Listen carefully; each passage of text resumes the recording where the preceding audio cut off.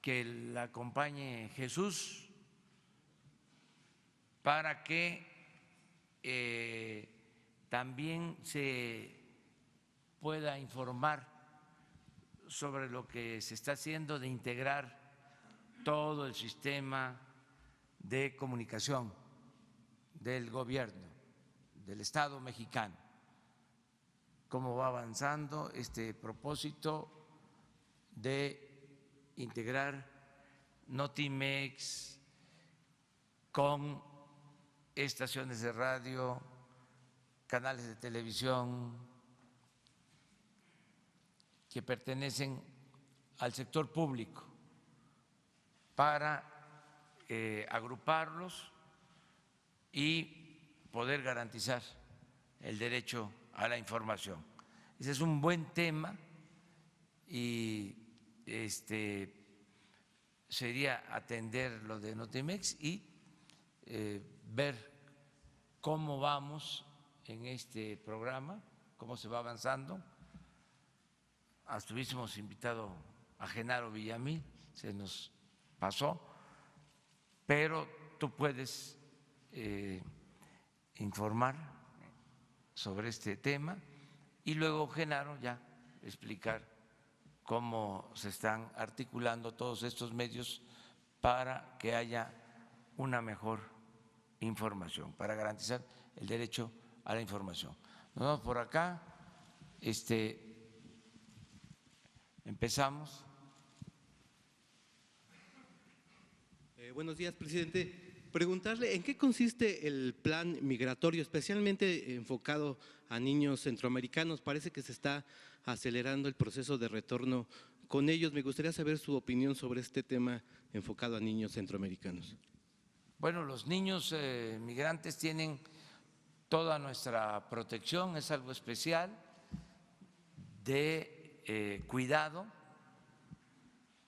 Si los migrantes están protegidos, apoyados, respaldados,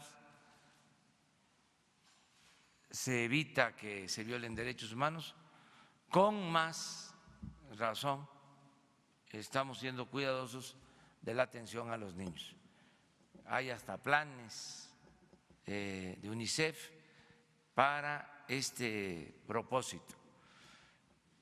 Si hay alguna información distinta, podría la Secretaría de Relaciones Exteriores informarles sobre lo que se está haciendo. La semana pasada también usted habló en su gira por hospitales que hacían falta médicos. Le quería preguntar si ya hay algún acuerdo con los rectores de este país para incrementar la matrícula de alumnos en todas las áreas, pero especialmente con el área médica. Gracias. Uno de los trabajos que se está haciendo para mejorar los sistemas de salud es precisamente un inventario, un censo sobre los médicos generales, especialistas que existen en el país, los médicos que tenemos en México y dónde están laborando. Desde luego, en el sistema de salud pública hay deficiencias, eso ya lo hemos podido constatar. Estoy recorriendo los hospitales y de los aproximadamente 13, 14 hospitales que he visitado, en más de la mitad solo hay radiólogos, por ejemplo, en un turno. No hay radiólogos para la noche, para la madrugada, no hay radiólogos para los fines de semana. Y estoy hablando de hospitales del IMSS Bienestar, que son, vamos a decir, mejores.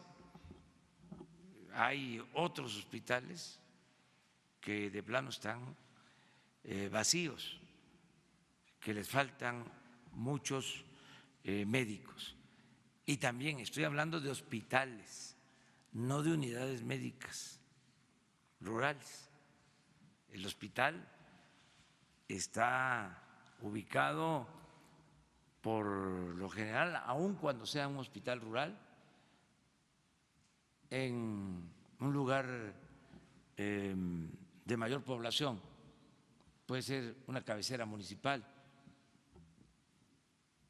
La unidad médica está ubicada en un ejido, en una ranchería, en una comunidad. Ahí tenemos más problemas. Por ejemplo, para la atención de infartos, de estos 12, 13 hospitales que he visitado, bueno, 7 en Chiapas, 1 en Nayarit, 8 y 5 en Michoacán, 13. Solo en uno se puede atender un infarto. De los 13, hay equipo para eso, que significa también un medicamento especial. No es atender en definitiva el infarto, sino es dar los primeros auxilios para trasladar al paciente a un hospital de tercer nivel y que ya pueda salir adelante. Pero solo en uno hay el equipo y la medicina para que se quite el coágulo y pueda llegar el paciente a un hospital 2, 3 horas después y salvarle la vida. Entonces, sí, necesitamos mejorar los servicios de salud. Por eso estoy haciendo esta gira, porque siempre pues se atienden más en las ciudades, en donde hay más vigilancia ciudadana, donde la gente tiene más posibilidades de quejarse, pero en las zonas pobres, aunque se quejen, nadie les hace caso. Es una desgracia lo que sucede. Por eso estamos haciendo este inventario, este censo, y vamos a ayudar, ya lo decidimos, a escuelas de medicina para tener médicos, para tener especialistas. Ese es otro saldo negativo de la política neoliberal. Es que se dedicaron a rechazar a los jóvenes que querían ingresar a las universidades con el pretexto de que no pasaban el examen de admisión. Y en el caso de medicina fue a tabla rasa. Si presentaban exámenes 1000, ingresaban cuando mucho 100. Entonces, al final, después de 34 años, no, de 36 años de esa política, pues nos quedamos sin médicos. Y luego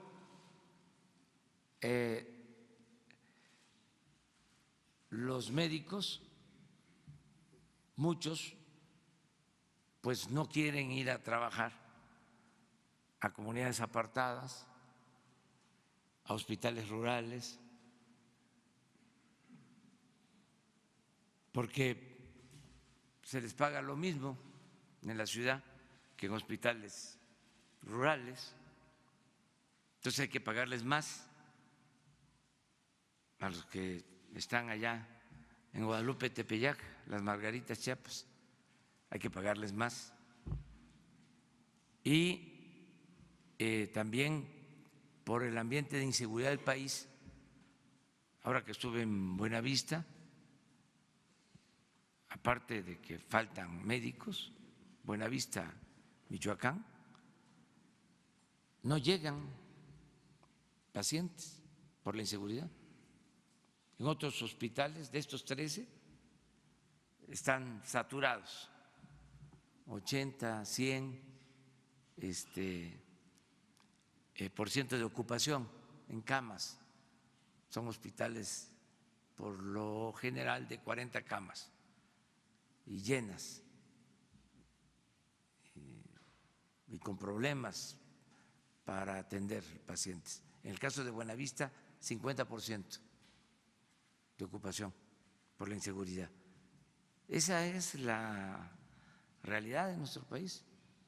Eso es lo que hicieron los neoliberales corruptos, abandonaron al pueblo, se dedicaron a hacer jugosos negocios al amparo del poder público, puro business, era lo que les importaba.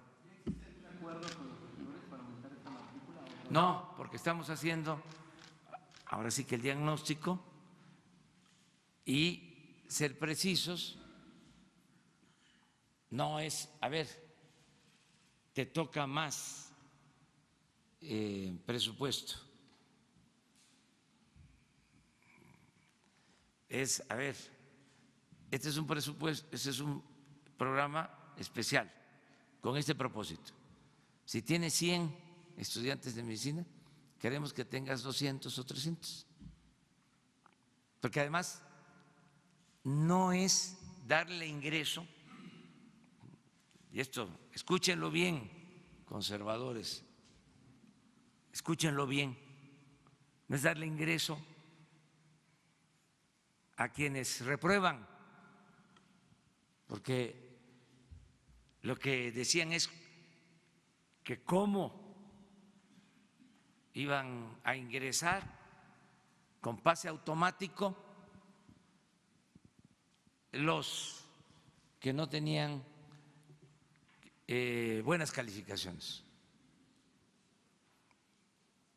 Bueno, el rechazo que se hizo no fue por no pasar el examen, la mayoría pasaba el examen, era porque si aplicaban una prueba, un cuestionario de 120 preguntas, como no había espacio, decidían eso si no había influyentismo.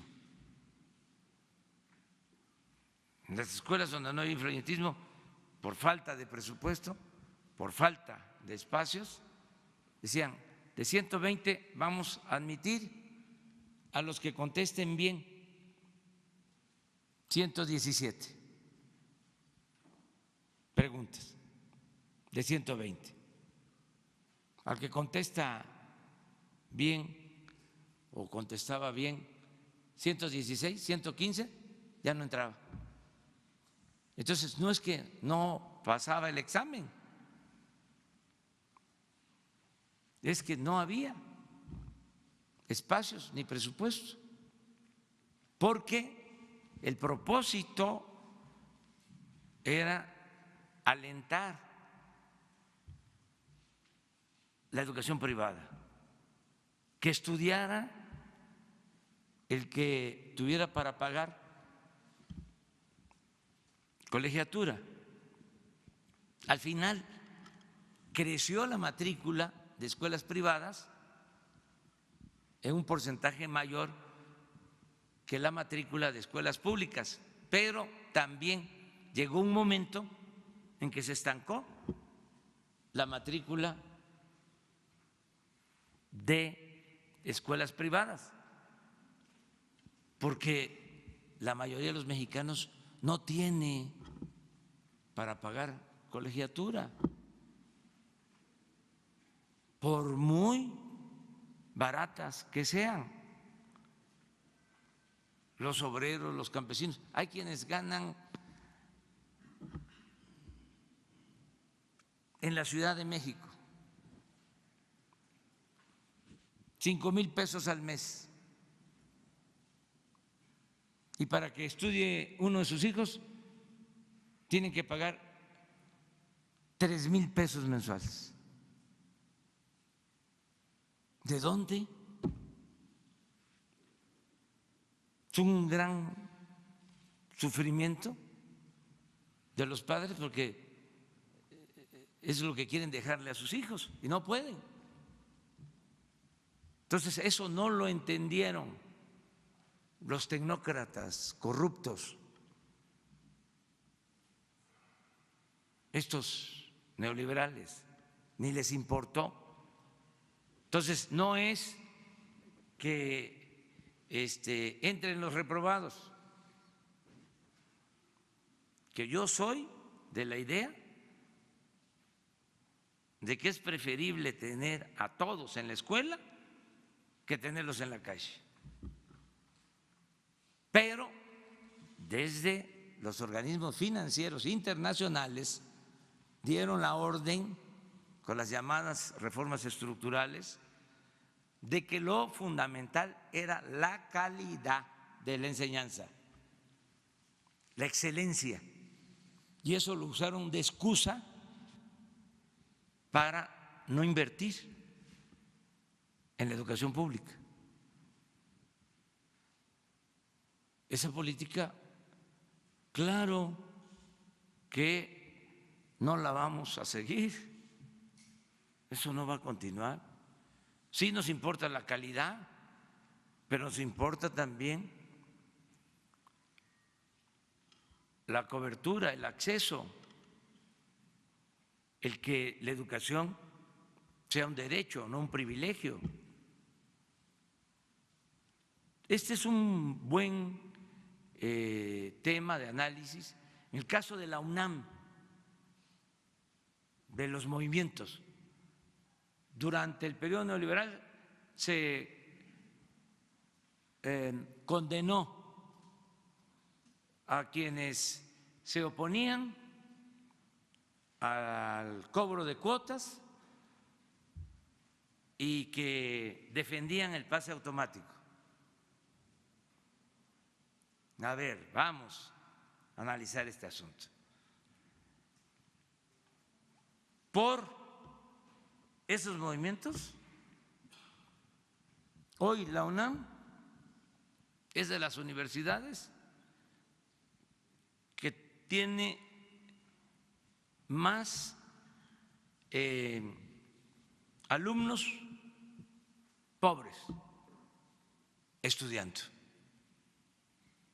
y lo atribuyo al pase automático, al que si estás en el CCH o en las prepas tienes pase automático. Muchachos de colonias populares que de otra manera sería muy difícil. Entonces, por el pase automático en la UNAM, como el 60% de todos los estudiantes, de alrededor de 300,000, son de familias de escasos recursos. Y en el resto de las universidades no es así.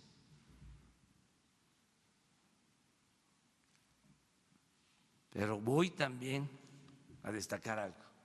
La UNAM es de las mejores universidades del mundo. Se combinan las dos cosas: el acceso a todos y la calidad de la enseñanza. Pero eso fue por la defensa que se hizo, costó, y todo un desprestigio del conservadurismo hacia la UNAM. Bueno, al grado de que por eso el gobierno se llenó, eso fue también por otros motivos, de profesionales de otras escuelas, porque hubo toda una embestida en contra de la educación pública. Pero ya, cambio, sonó la campana, y ya no es lo mismo.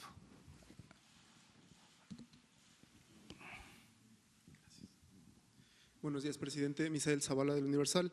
Hoy en la portada del Universal traemos ya la investigación que se ha hecho por parte de la Fiscalía General y la orden de aprehensión ya contra Emilio Lozoya por parte de la misma Fiscalía, donde acusan al exdirector de Pemex de ser el autor material ya de los sobornos de Odebrecht. El mismo exdirector de Odebrecht señaló a Lozoya como el enlace de la empresa brasileña con empresarios mexicanos para hacer ya los negocios. ¿Qué información tiene acerca de esta orden de aprehensión? Y si su gobierno ordenará una investigación interna en Pemex ya con esta información que acaba de salir para dar con otros responsables de este caso. Bueno, nosotros estamos participando y ayudando a la Fiscalía. Todo lo que nos solicita se le entrega, la información. Esa es la instrucción que tienen los servidores públicos. De manera especial, el consejero jurídico y el encargado de el manejo en Hacienda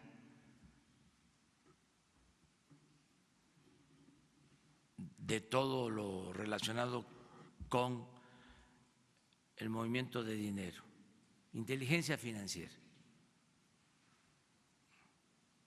Y estamos ayudando. Hay que releer lo que dije cuando tomé posición.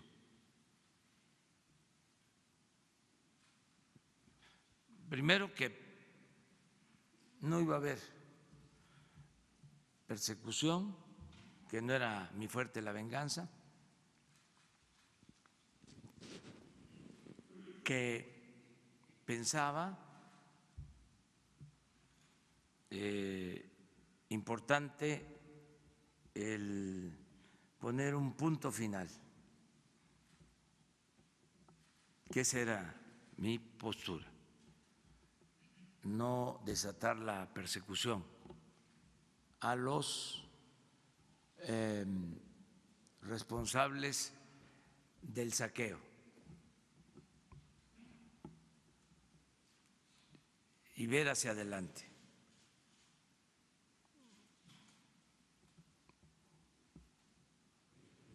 Porque tendríamos que ir a revisar lo que hicieron los de mero arriba para acabar con la simulación de que siempre son chivos expiatorios, los únicos que se castigaban. Y yo expresé que lo mejor era la condena al régimen neoliberal, que es sinónimo de saqueo, de robo, y que no íbamos nosotros como ejecutivo a promover denuncias.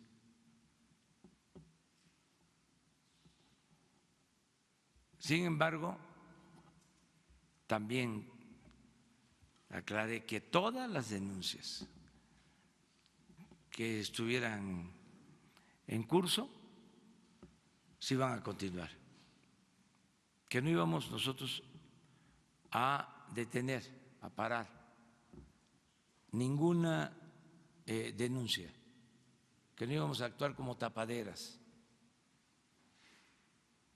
Además, algo muy importante, que si había punto final era para los que habían participado en las pasadas administraciones, no para nosotros, para los que estábamos llegando a ocupar los cargos. En el caso de nosotros, ninguna contemplación.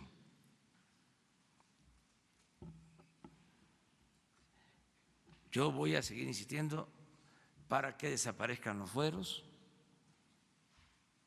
y que se castigue a cualquier funcionario que cometa delito de corrupción. Esa es la postura. En el caso de Lozoya, era una investigación que venía de tiempo atrás, como en el caso también de el abogado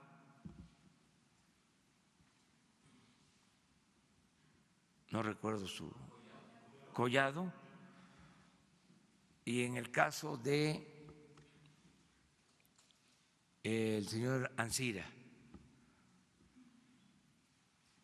venían las denuncias detrás y por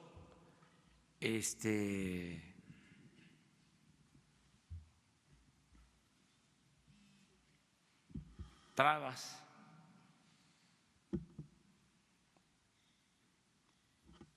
lentitud o por lo que fuese, no se les daba curso. Entonces, lo único que hemos hecho nosotros es remitir todo a la Fiscalía y no detener nada. Tampoco dar indicaciones, ni en un sentido ni en otro, a la Fiscalía, que actúa con autonomía para que acabemos con la corrupción. En este caso de Odebrecht, ¿su gobierno tiene información de que se esté denunciando o se denunció ya en el pasado al expresidente Enrique Peña Nieto? Y si esta denuncia continuará. No tenemos información sobre esto, pero la Fiscalía va seguramente a recoger los testimonios de los involucrados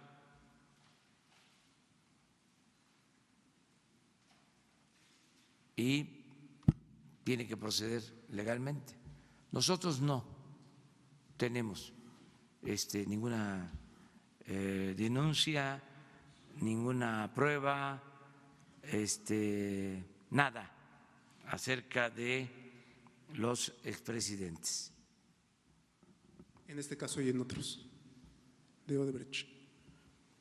En Odebrecht no, ni en otros casos.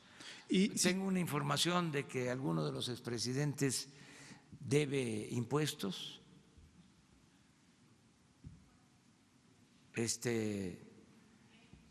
No, pero es un asunto que tiene que ver el SAT. Ya ven cómo eran tan exigentes, ¿no? En decir y de qué vive, ¿no? El opositor AMLO, y si paga impuestos. Pues he estado al corriente, siempre manifestando mis impuestos, que por cierto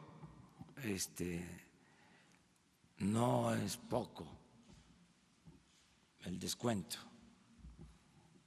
sobre todo en lo que tiene que ver con los libros, que era de mis principales ingresos durante mucho tiempo. Entonces, ahora el SAT está evitando que haya evasión fiscal. Una de las vertientes de la corrupción en México tenía que ver mucho con la condonación de los impuestos. Se habla hasta de arreglos arriba, cupulares. Se crean sistemas especiales para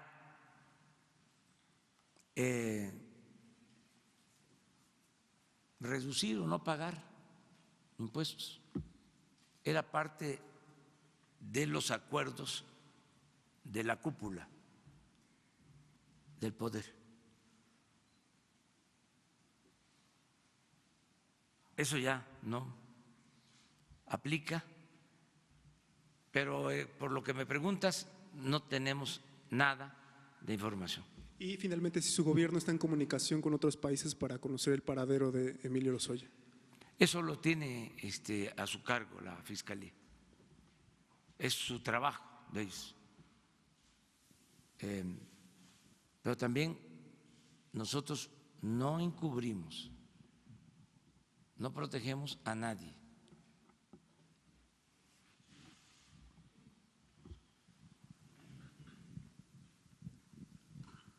Buenos días, presidente. Marco Antonio Olvera, de Radio Latino, California. Le tengo dos preguntas. Una, el FBI está buscando a nivel mundial a Emiliano Salinas Osheli por delitos de prostitución y explotación sexual a nivel mundial a través de la secta NXIVM. Usted hace un mes, días menos, días más, omitió opinar sobre el caso. Ante la búsqueda del FBI, ¿su gobierno contribuiría a la dependencia norteamericana para la captura de este señor y así sea llevado a la Corte de Nueva York en Estados Unidos? Es un asunto de la Fiscalía. No quiero evadir la responsabilidad. Es que ya la Fiscalía es autónoma y estos asuntos le corresponden. Políticamente, yo sostengo que no debemos de meter a la familia, aunque tengamos diferencias, en este caso con el expresidente Carlos Salinas. Yo lo considero como un mal gobernante, lo he llamado y tengo sustento, tengo bases para decir que es el padre de la desigualdad moderna, Carlos Salinas, por todo lo que hicieron de traslado de bienes de la nación, del pueblo de México a particulares. Fue como la piñata, la gran piñata.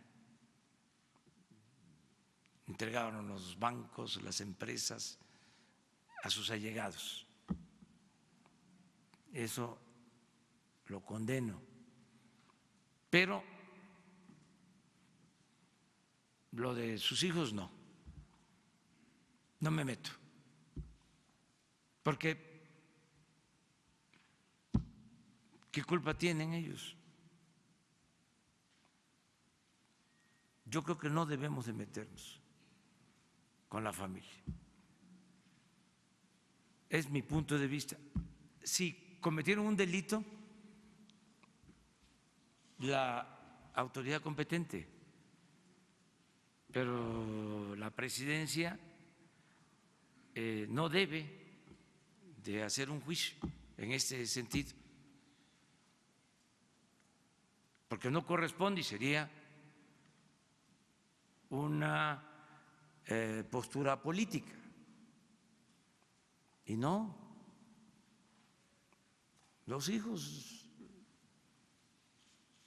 tienen que asumir sus responsabilidades y no meterse uno en ellos. ¿Por qué un hijo va a pagar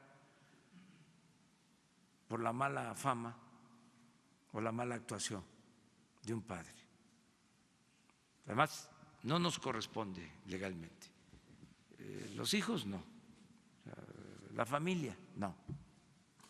Pero es un asunto de moral pública, de moral política. Y la siguiente pregunta, México recibió 7.697 millones de dólares por concepto de remesas enviados por nuestros migrantes en los Estados Unidos en el primer trimestre de este año, pues, lo que representó un aumento de 7.1% respecto al mismo periodo del 2018, según reportes del Banco de México. Yo le pregunté unos días antes de la convención bancaria que se llevó a cabo en Acapulco en este año y a la que usted se reunió y fue allá, cuál era el tema o cuál era el asunto que le iba a plantear a los banqueros con respecto a las altas comisiones que se le cobran por enviar las remesas, que son unos excedentes estratosféricos y que, bueno, ellos trabajan mucho para enviar esas remesas, pero ¿qué está haciendo su gobierno para bajar esas remesas? Porque de algo hay que ayudarles. Sí, primero agradecerle mucho a nuestros paisanos, héroes vivientes, porque son los que más están ayudando al fortalecimiento de la economía nacional. Las remesas son la principal fuente de ingresos que tiene el país y además no solo son 35,000 millones de dólares al año, sino es un dinero que se distribuye a millones de mexicanos, reactiva la economía en las regiones. No es como otra rama de la economía en donde puede ser que signifiquen ingresos importantes, pero hay más concentración de ganancias, de utilidades. No tiene la misma distribución el dinero que tienen las remesas. Además, pueden haber otras ramas que signifiquen ingresos, pero al mismo tiempo las empresas envían a sus matrices una parte de esos ingresos o las utilidades.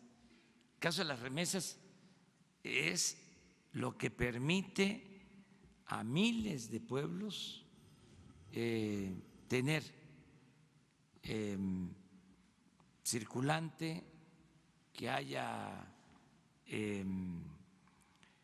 consumo en las tiendas, en los pueblos. Esto es Zacatecas, esto es Guanajuato, esto es Veracruz y muchos estados que viven de estas remesas. Entonces, primero, nuestro agradecimiento, nuestro reconocimiento a nuestros paisanos, porque se fueron expulsados porque no había oportunidades en el país, por la política económica que se impuso, y enfrentando todo, discriminación, maltrato, salen adelante y ahora están ayudando al país. ¿Qué estamos haciendo? Primero, protegerlos, ¿sí? Darles siempre su lugar, ¿sí? Son mexicanos de primera, nuestros paisanos migrantes. Siempre, siempre, siempre se les va a dar su lugar. Protegerlos ante discriminación y persecución del gobierno de Estados Unidos. Siempre los vamos a apoyar. Fortalecer los consulados, los 50 consulados que tiene México en Estados Unidos. En el caso particular de las remesas, dos cosas. Voy a seguir pidiendo que la banca baje, reduzca el cobro de comisiones de envíos de remesas. ¿Ya se los planteó, presidente? ¿O Se apenas? los planteé en la Convención Nacional Bancaria y cuando yo regrese ya les voy a llevar el informe. O sea, el próximo año que me inviten, abro con eso. Es decir, estos fueron los bancos que cobraron menos. Estos son los que cobraron más. Un poco como el quién es quién en los precios de los combustibles. Porque les pedí que ayudaran en este tema. Vamos primero a hacerlo anual, vamos a ver el resultado. Y lo otro que estamos haciendo es que el Bansefin, que ahora se convierte ya en Banco de Bienestar, ya se aprobó. Esa es una buena noticia. Ya se autorizó la creación del Banco de Bienestar. Y este banco va a tener sucursales en los pueblos más apartados. También quiero decirles que ya se creó la empresa pública para comunicar al país con Internet. Esa es otra información que les doy. Es una empresa de telecomunicaciones e Internet para todos. Hoy les damos el nombre. Es una filial de la Comisión Federal de Electricidad. ¿Por qué se ubicó esta empresa en la Comisión Federal de Electricidad? Porque se va a utilizar toda la infraestructura de la Comisión Federal de Electricidad, todas las líneas. Se cuentan con líneas y con fibra óptica para comunicar por Internet el país. Entonces, ya se aprobó por el Consejo de Administración de la Comisión Federal de Electricidad y ya se está haciendo la solicitud para contar con la concesión y poder dar el servicio sin fines de lucro a todos los que viven en las comunidades más apartadas del país. Entonces, con este sistema se va a tener un mecanismo de comunicación que se va a utilizar también para el Banco de Bienestar. se va a poner una sucursal en cada uno de los centros integradores de servicios. Yo les explicaba de que hay cerca de 300,000 localidades en el país, una gran dispersión. Entonces lo que estamos haciendo es ordenando y definiendo centros integradores de servicios cercanos a localidades pequeñas. Se selecciona el pueblo más grande, el que tiene mejor ubicación, para dar servicio a comunidades muy pequeñas. Entonces, son centros integradores de servicio. Calculamos más de 10,000 centros. En estos 10,000 centros, ¿sí?, va a llegar el Internet. Ahí, de acuerdo a los primeros estudios, llega el Internet por las líneas de la Comisión Federal de Electricidad y ahí va a haber una antena para comunicar un área, un radio que llegue al resto de las comunidades. Eso por lo que tiene que ver con la comunicación. Y lo mismo el Banco del Bienestar. En estos sitios va a tener sucursales, o van a haber sucursales de este banco. En esos pueblos llegan remesas. Entonces, cuando se tenga establecido este sistema, ahí va a haber competencia para que bajen las comisiones por las remesas. Ese es el planteamiento en lo general. Tiene también, quedan bancos públicos, es Banjército y Bansefi. Eso es lo único que dejaron. Y Bansefi se convierte en Banco de Bienestar. Buenos días, señor presidente. Demián Duarte, de Pasión por los Negocios, Política y Rock and Roll Radio, Proyecto Puente de Sonora.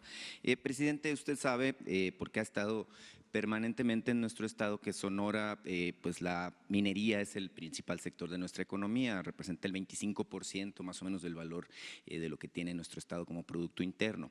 Sin embargo, hemos tenido pues ya una serie de capítulos, episodios, muy en particular con una empresa que usted conoce muy bien que se llama Grupo México. Ayer usted se refirió al derrame de los 3,000 litros de ácido sulfúrico en las aguas del Mar de Cortés, un asunto que la Semarnat dice que por lo menos de primera instancia no parece tener profundidad en términos del daño ambiental. Sin embargo, la misma Semarnat documenta por lo menos 22 incidentes relacionados precisamente con el manejo de estos materiales peligrosos que maneja el sector minero, en particular de esta empresa. En unos cuantos días, alrededor de 15 días, se van a cumplir 5 años del derrame ahí sí que fueron 40,000 metros cúbicos de metales pesados en el río Sonora. Y los habitantes de la región pues mantienen una demanda persistente de que pues se haga justicia al respecto.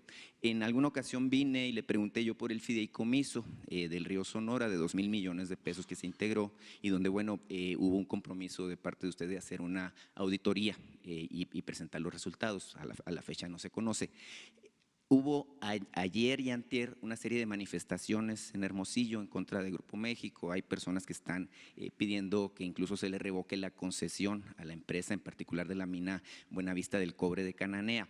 Incluso ayer algunos de los diputados por Sonora, diputados federales, promovieron una iniciativa para incluso cambiar algo en la ley minera para que la revocación de las concesiones sea considerada cuando se cometen este tipo de fallas. Mi pregunta es, ¿cómo está viendo usted en particular toda esta situación relacionada con Grupo México? Y si existe, válgame pues, el espacio para que en un momento dado haya una determinación para revocarle la concesión a la empresa. Sí, esa sería mi primera pregunta. Estamos atendiendo este caso. Víctor Manuel Toledo tiene instrucciones de presentar todo un informe. Ya nos dio a conocer algo inicial sobre accidentes, derrames, daños causados por esta empresa, no solo en México, sino también en otros países. Tenemos que tener todos los elementos, escuchar a la empresa, dialogar y antes de tomar una medida drástica, buscar un acuerdo, porque tenemos que cuidar las fuentes de trabajo. Es un equilibrio que tenemos que procurar entre lo económico y la conservación del medio ambiente. Si el daño es mayor, si no hay posibilidades de corregir los daños causados a la naturaleza, al medio ambiente, entonces sí, no hay economía que valga. Lo más importante es la naturaleza, es cuidar el medio ambiente, pero procurar que podamos tener desarrollo sin violar normas de medio ambiente, lo que se llama desarrollo sustentable. O sea, entonces lo estamos viendo de esa manera, con mucho profesionalismo. Yo les decía la vez pasada que no hay privilegios para nadie. Lo más importante es el ser humano, nada que dañe la salud, nada que atente contra la vida, nada que signifique afectar la dignidad de las personas va a estar por encima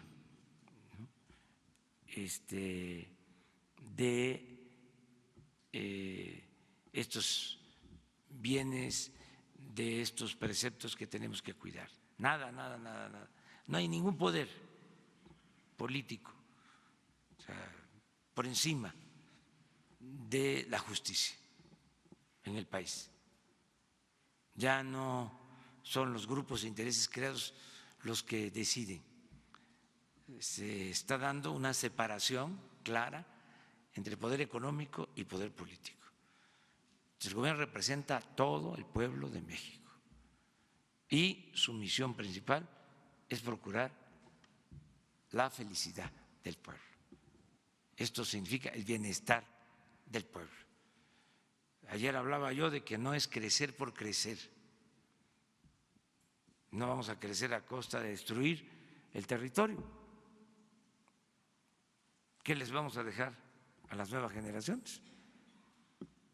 Entonces, es crecer sin afectar el medio ambiente y protegiendo la salud del pueblo. Y esa es la postura de la Secretaría de Medio Ambiente. Ya no es como antes, de que se otorgan permisos y concesiones a diestra y siniestra sin tomar en cuenta la opinión de la gente, sin tomar en cuenta los impactos ambientales. Entonces, en eso estamos. Víctor Manuel Toledo está trabajando con ese propósito, pero no vamos a actuar de manera arbitraria, vamos a dialogar, vamos a convencer, vamos a persuadir antes de tomar decisiones más drásticas. ¿Cómo no? Del fideicomiso, presidente, ¿ya se tiene algún avance o está todavía en análisis el tema? Es lo mismo. Ajá, es lo mismo. Sí, Ajá. pero sí vamos a informar. Mi segunda pregunta, señor presidente, es relativa al fondo minero. Hace una semana aproximadamente la Suprema Corte emitió una resolución relativa a la controversia que promovió Chihuahua y 20 municipios, Álamos entre ellos por parte de Sonora. Pareciera ser que se abrió una ventana a que el tema finalmente sea discutido respecto a quién tiene la razón, si presidencia con la postura que tiene o bien los que están promoviendo este juicio de amparo en específico. Me gustaría escuchar su opinión, señor presidente, al respecto de cómo está el curso de este proceso jurídico y además, bueno, también en alguna ocasión platicando aquí con usted, nos anticipó que se auditaría el ejercicio de los primeros 5 años del fondo minero y bueno, pues hemos estado esperando los resultados de ese análisis, porque estamos hablando de 12,000 millones de pesos. En el caso particular de Sonora tocan 4,200 millones de pesos que nadie sabe, nadie supo a dónde se fueron. Gracias. Sí, pues es eso. Hay este juicio en el Poder Judicial, esta controversia. Tengo entendido que se atrajo y que va a resolver la Suprema Corte sobre este asunto. Nosotros queremos que estos recursos lleguen de manera directa a los pobladores de las zonas mineras.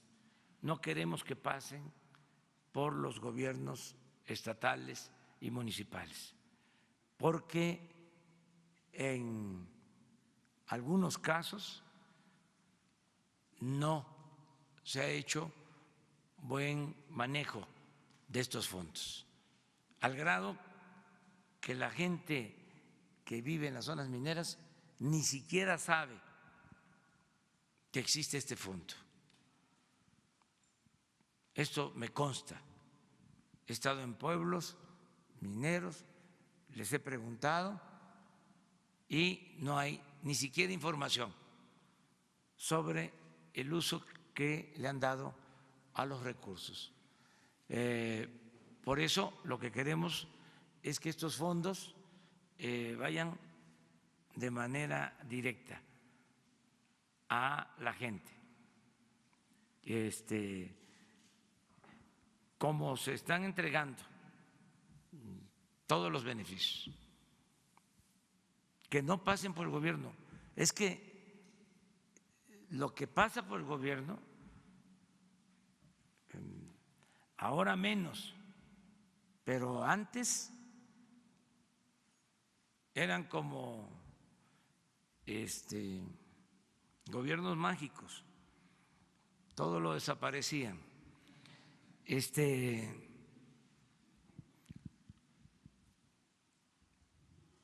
No llegaba el apoyo, el recurso. Entonces está esa controversia, vamos a esperar lo que resulte. Estamos hablando como de 3,500 a 4,000 millones de pesos al año, ¿sí?, de estos fondos, que ayudaría muchísimo. Imaginen si este dinero desde aquí, desde la Tesorería de la Federación, y se ponen los nombres de las comunidades y de las escuelas y se les reparte a